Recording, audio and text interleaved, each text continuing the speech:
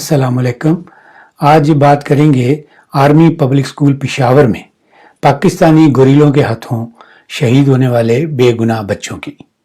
ये प्रोग्राम बहुत पहले करना था, लेकिन कुछ वजूहात की बिना पर प्रोग्राम में कुछ ताखीर हो गई। लेकिन दानाओं ने सच कहा है कि देर आयद दुरुस्त आयद। इस देर की वजह से बहुत सारे लोगों ने राब्ता किया और इस जर्नैली कत्ल गारत के बारे में अपनी मालूमात भी शेयर की। इन लोगों में से दो साहब तो इस वर्दी वाले जो लश्कर है कातलों का, इससे वाबस्ता भी रहे, लेकिन अब ये पाकिस्तानी कमांडो मुदस्सर इकबाल की तरह अपने गुनाहगार माजी पर शर्मिंदा भी हैं और अल्लाह ताला से मुआफ़ी के तलबगार भी हैं। मुदस्सर इकबाल जो कि इस कत्ले आम में बतौर पाकिस्तानी कमांडो शरीक था, उसने अपनी नौकरी के सबूत के तौर पर अपना कंप्यूटर चिप वाला paid card, Pakistan army identification card जो है वो भी इस वीडियो में दिखाया है और इससे साबित होता है कि ये पाकिस्तान आर्मी का हिस्सा रहा है। अभी तक मुझे इस दावे की तरदीद में फौजी हुकाम की तरफ से कोई बयान नजर नहीं आया, इसलिए मुदस्सर इकबाल की इस बात पर यकीन करने में कोई हरज नहीं कि वो कमांडोज के उस ग्रुप का हिस्सा था जिसने मुट्ठी भर दहशत गर्दों को खत्म करने के बाद जिंदा बच जाने वाले मासूम बच्चों पर मेजर जवाद के हुक्म पर गोलियां चलाईं। मुदस्सर इकबाल की एतराफी वीडियो हमारी वेबसाइट rmtvlondon.com पर मौजूद है और इसमें इस कातिल फौजी ने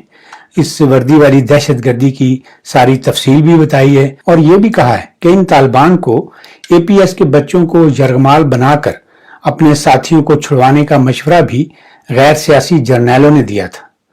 मुदस्सर इकबाल की वीडियो का लिंक इसी वीडियो की डिस्क्रिप्शन में मौजूद है और आप इसमें ये सारा इंटरव्यू देख सकते हैं।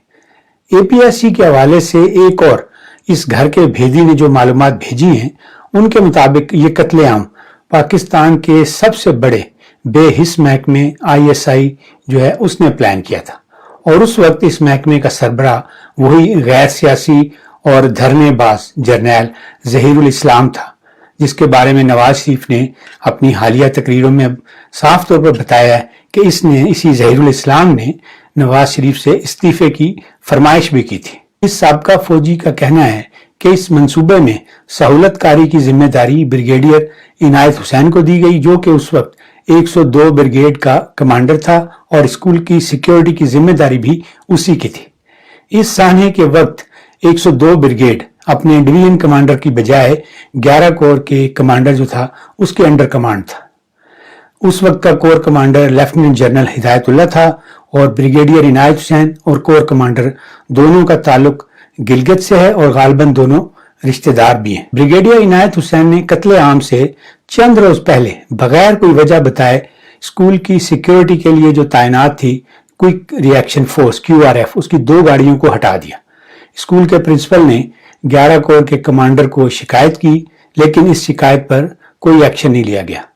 घर के इस भेदी का कहना है कि इस वारदात के लिए जो असला था वो स्कूल के अंदर एक कमरे में रखा गया, जिसकी हिफाजत SSG के सिपाही कर रहे थे और उन्होंने ही हमले के वक्त दहशतगर्दों को, जो कि SSG के लोग थे और भेस बदल कर आए हुए थे, उनको इस स्टोर की चाबियां दी ताकि ये ज्यादा से ज्यादा बच्चों को कत्ल करने में कामयाब हो सके।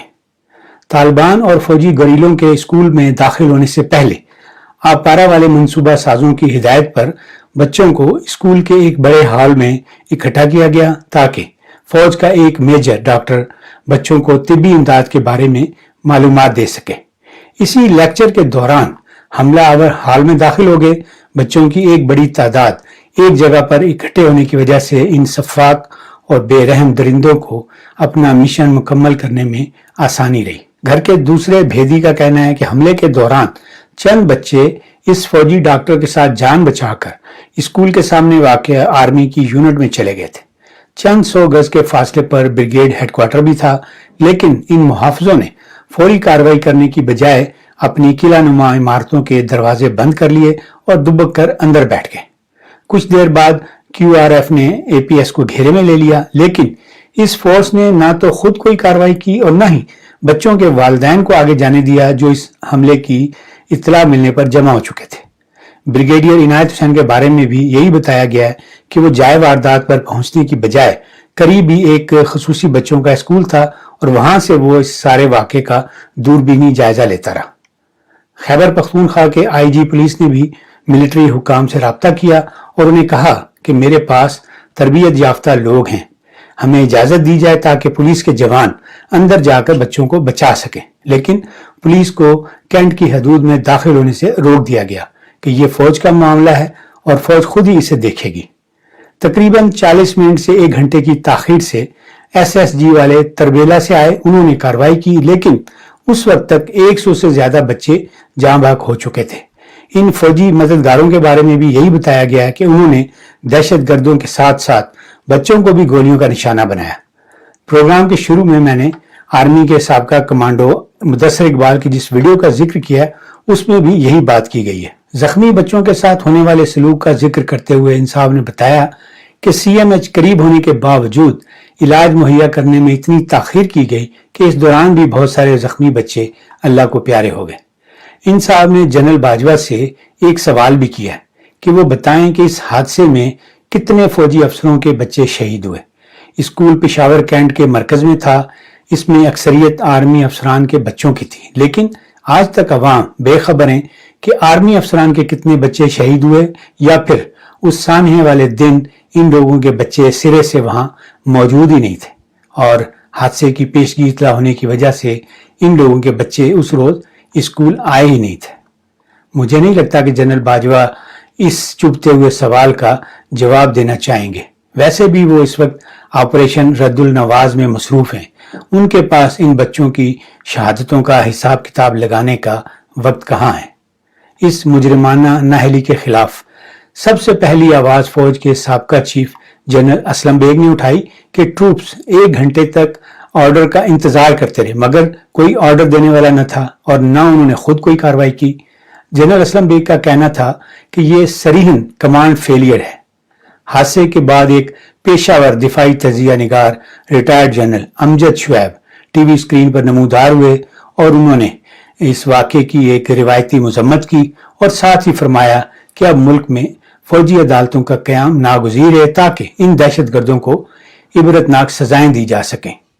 غیر سیاسی جرنیلوں کی طرف سے اس سے پہلے بھی کئی بار فوجی عدالتوں کے قیام کے لیے کوششیں ہو چکی تھیں، انہوں نے بھی اس موقع کا فائدہ اٹھایا اور اے پی ایس کی آڑ میں فوجی عدالتوں والا مطالبہ منوا لیا۔ ان فوجی عدالتوں کے قیام کا مقصد بھی دہشت گردوں کو سزا دینے سے زیادہ یہ تھا کہ ان ہزاروں لوگوں کو قانونی طور پر پھانسی گھاٹ تک پہنچایا جائے جنہیں ایک عرصے سے بغیر کوئی مقدمہ چلائے فوج نے غیر قانونی حراست میں رکھا ہوا تھا۔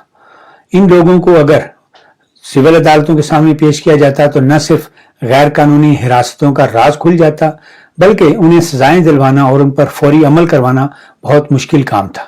اسی لیے فوجی عدالتیں بنوائی گئیں اور پھر اپنے بہت سے شہریوں کو کسی قسم کی صفائی کا موقع دیے بغیر پھانسی گھاٹ تک پہنچا دیا گیا۔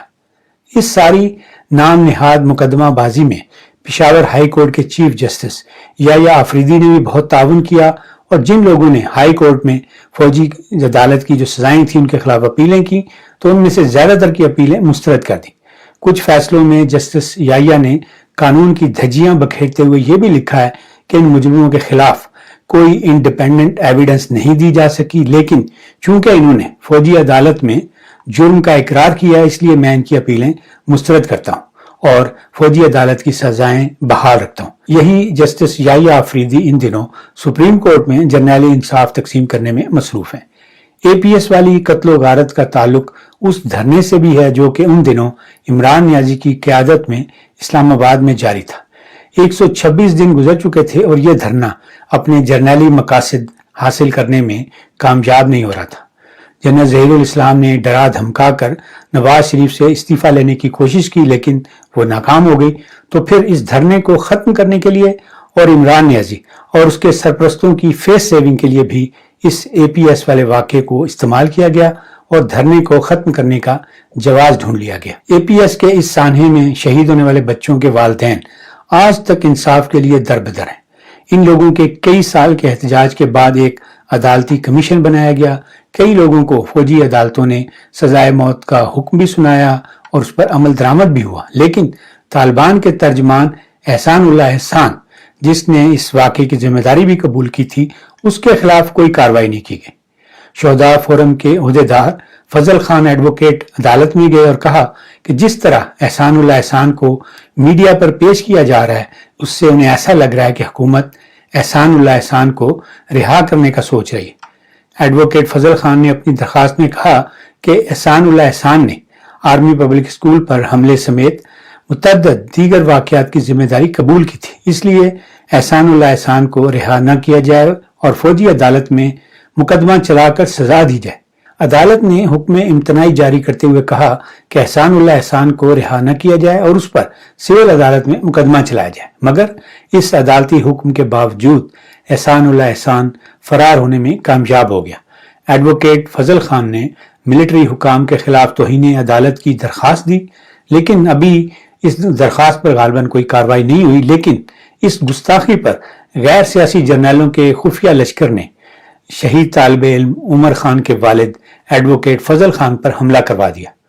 فضل خان اس قاتلانہ حملے میں سلامت رہے اور اب بھی اپنے بیٹے اور دوسرے شہید بچوں کو انصاف دلوانے کے لیے کوششیں کر رہے ہیں۔ عدالتی کمیشن کی رپورٹ کچھ دن پہلے پیش کی جا چکی ہے، اخباروں میں اس کی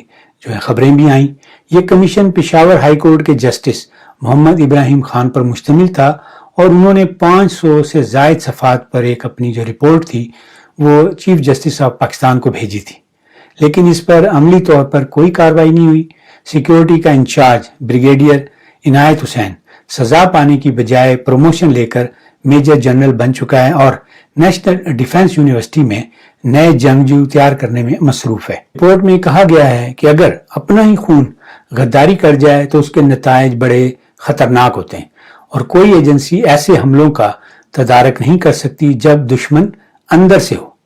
500 صفحوں کی اس رپورٹ کے ان چند لفظوں کو آپ اگر مدثر اقبال کے اعترافی بیان اور گھر کے ان بھیدیوں کے انکشافات سے جوڑ کر دیکھیں تو آپ کو سمجھ آ جائے گی کہ یہ قتل عام اپنے غیر سیاسی جرنیلوں کی کارروائی تھی۔ ISI کے ایک سابقہ DG جنرل اسد درانی نے بھی اسی واقعے کے حوالے سے تبصرہ کرتے ہوئے جو بات کی تھی، اس سے بھی یہی تاثر ملتا ہے کہ قومی مقاصد کے حصول کے لیے اس طرح کا نقصان کوئی بڑی بات نہیں۔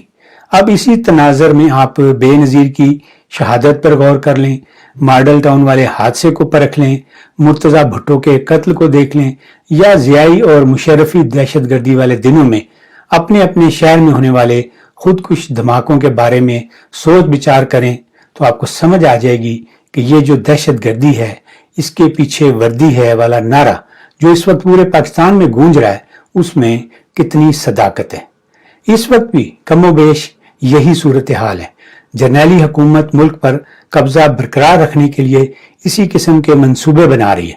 2014 میں یہ منصوبہ نواز شریف کی حکومت کو گرانے کے لیے بنا تھا اور اب 2020 میں عمران نیازی کی جرنیلی حکومت کو بچانے کے لیے منصوبہ بندی ہو رہی ہے۔ آپ اگر APS کے بے گناہ بچوں اور اساتذہ کی طرح شہید نہیں ہونا چاہتے تو اس وقت APC والی جماعتوں نے جو اتحاد قائم کیا ہے اس کا ساتھ دیں، PDM کے ساتھ مل کر جد و جہد کریں، مولانا فضل الرحمان اور نواز شریف کے ساتھ کندھے سے کندھا ملا کر کھڑے ہو جائیں، ورنہ یہ سفید پوش گوریلے ایک بار پھر پورے ملک کو APS میں تبدیل کر دیں گے۔ آپ اجازت دیں، ویڈیو پر آپ کے فیڈ بیک، آپ کے کامنٹس کا انتظار رہے گا۔ ویڈیو کو دوستوں کے ساتھ شیئر بھی کیا کریں اور اگر آپ نے ابھی تک ہمارا چینل سبسکرائب نہیں کیا تو آج ہی سبسکرائب کر لیں تاکہ ہماری ویڈیوز کے نوٹیفیکیشن آپ تک پہنچتے رہیں۔ اللہ حافظ۔